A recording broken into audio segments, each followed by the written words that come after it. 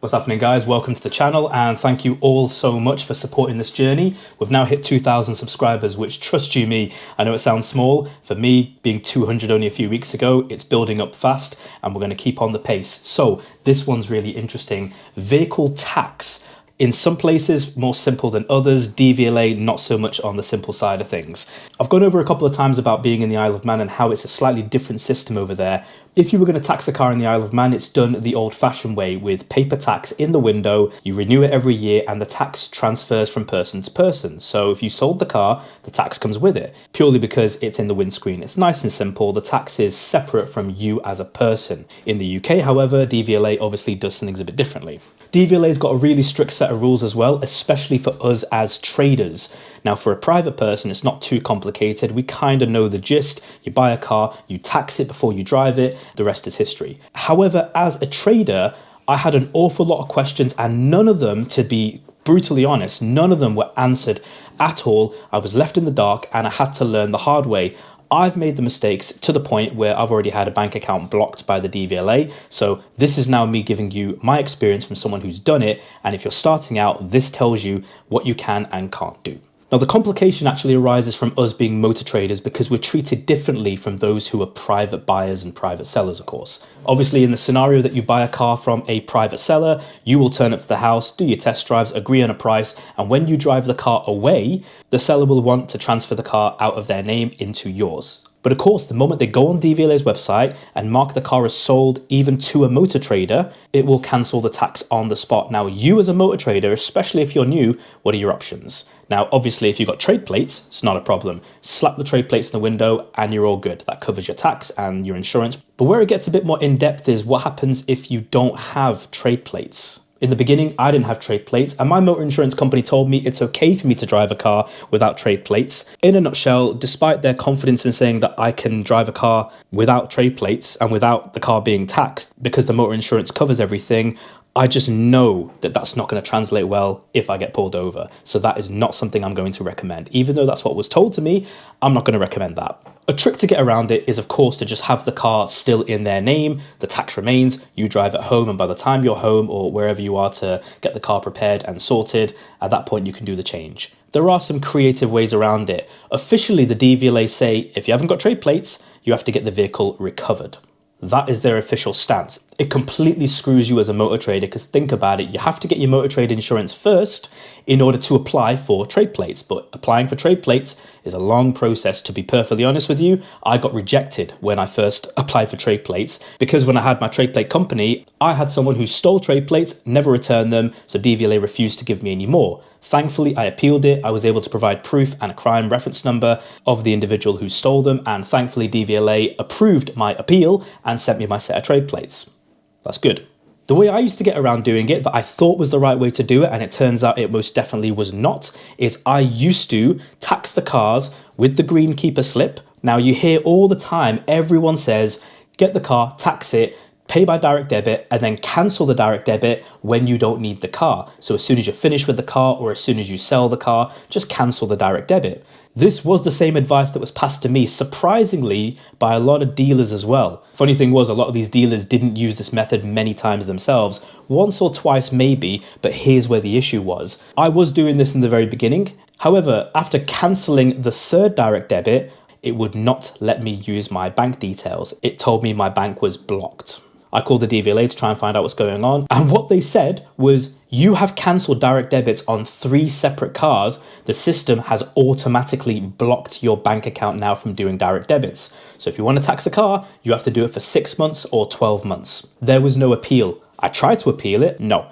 Right now, at this point, my primary bank account for this business is blocked from doing direct debits for road tax, of course. After recovering from the panic at that point, trying to work out what had gone on, I did notice that my other bank account was still working perfectly fine. So it ruled out the idea that anything was wrong with their back-end systems. In a nutshell, if you try to do the trick of taxing it with direct debit and then cancelling the direct debit yourself, if you do that more than 3 times using the same account, your account will be blocked from doing any more direct debits. So with direct debits no longer an option, what happens now? Now, obviously, I've received my trade plates now. As soon as I buy it, I go on the website, it gets marked as sold to a motor trader, tax on the car is cancelled, at which point my trade plates go in the window and I can drive it back. However, my motor trade insurance policy, as I'm sure you saw from my last video, does have social, domestic and pleasure. With trade plates in the window, you cannot use the car for social, domestic and pleasure because with the trade plates in the window, the car is marked visually as in business use only, which means social, domestic and pleasure does not apply. So if I had the whole family in the car, the kids, the baby, if I got pulled over, that would be a major problem, not worth doing. So the question for me at the time is if I forget my trade plates or if I want to tax the car in such a way, of course, so that I can use social, domestic and pleasure, because my cars are all marked on the MID, Motor Insurance Database, which means that I can use them for social, domestic and pleasure, providing the trade plates are not in the window. But of course, I can only do that if the cars are taxed. Well, it's actually really, really simple, and it can benefit a customer depending on the design of it. Now, you've got to remember, a lot of this is about intent. All of my cars are basically for sale, adverts on Auto Trader, or currently been prepared. So all of them are business vehicles, none of them are personal vehicles. If it was a personal car in my name, it would have to be taxed like every other car. Unfortunately, the advice that I was given by the DVLA that I had to tax the car for a whole 6 months or a whole 12 months was valid. However, the detail and the practice that can be done now is definitely a grey area, but it's a legal grey area that works because it does tick the boxes and it does work, and it also benefits your customers. Let me explain. Let's say I buy a car, mark it as in trade, drive it back, and suddenly I want to tax the car. Once the car's marked as in trade, you can take the green slip, which is the new keeper slip. You can go to the DVLA's website to tax the car using the green slip, and you can pay for a whole 6 months or 12 months. That will tax the car immediately. But here's the detail. That tax will remain on the vehicle when you sell the car. So from that moment, the car is taxed. It doesn't need a trade plate in the window. And ultimately, that means you can use it for social, domestic and pleasure, providing your insurance company provides that. But once you sell the car, the tax comes with it. So the customer ultimately gets free tax for 6 months or 12 months or however long until the tax expires basically that you put on. The design from DVLA basically says that you need to have the car in your name in order to have it taxed. Now, my intent is actually to have the car taxed so that the new keeper can carry it on. Now, I've had a number of cars that were only £20 a year to tax, £35 a year to tax. Even as a dealer, tax the car for 12 months. A buyer is not going to be displeased that the car comes with tax for near enough a year. But let's say you got a car that's about £200 a year to tax. Well, you can tax it for 6 months, and of course, that's pretty much half the price. So the same thing applies. It will be taxed for 6 months. It will show up as taxed.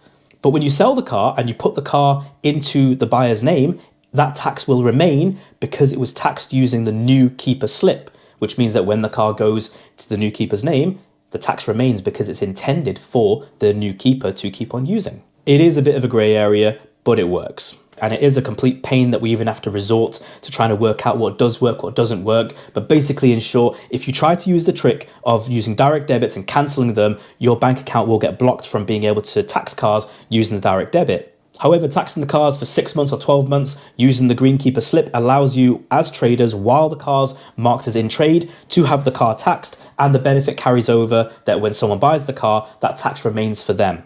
Obviously, it's a complete pain and it'd be so much easier doing it in a much more simple way, but you work with what you've got. If a customer really is trying to barter you down, you can use that as a weapon in your arsenal to say, actually, it comes with free tax. The problem was, as a motor trader without trade plates, it is very, very difficult. I did phone the DVLA and their official stance was tough. You want to get that car home, you haven't got trade plates, get a recovery truck. It may cost you hundreds and blow your entire profit, but nah, you're not doing that.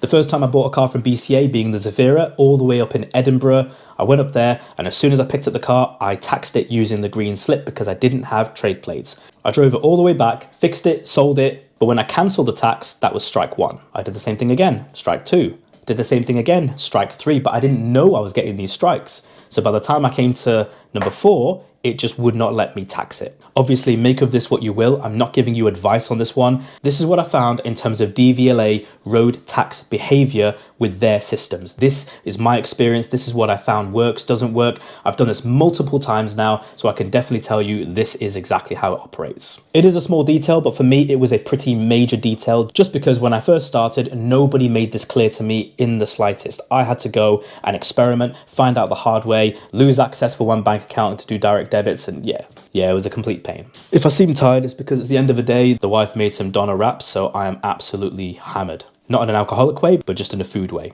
Kids are asleep, which is great. Now, whilst that was a small but important topic, the next one is Auto Trader. A lot of people are asking me about how I list cars, pay as you go, pay monthly, but I've just been on the phone today with Auto Trader about this new dealer feature they've got, which everyone is going bananas about. I've seen loads of videos online about how terrible this is, and I've confronted them over the phone. The response they gave me was absolutely not what I expected. I'm going to be sharing all of that inside the next couple of days in the next video. Do stick around for that one. Absolutely subscribe to this journey because this is going really, really well. I bought 2 cars into stock yesterday. They're getting prepared right now. I got a really cool urban BMW 1 Series that's currently being prepared. That should be ready in the next day or 2. That's going to be really cool as well. I've never come across an urban edition before, and that's something you're going to want to see. As you can see, I'm taking this a lot more seriously now, so these videos are going to start becoming a lot more regular. If you love my perspective on things, give me a comment, let me know. This will encourage me to do more. If there's any particular part of the motor trade or any of this stuff that you want to see or you want me to cover, let me know in the comments and I'll do what I can do. I've actually got quite a lot of videos in the pipeline, so definitely subscribe. If you love your cars and even you love the motor trade, check out my other videos as well. There will definitely be some stuff there that you will love. I'll see you soon.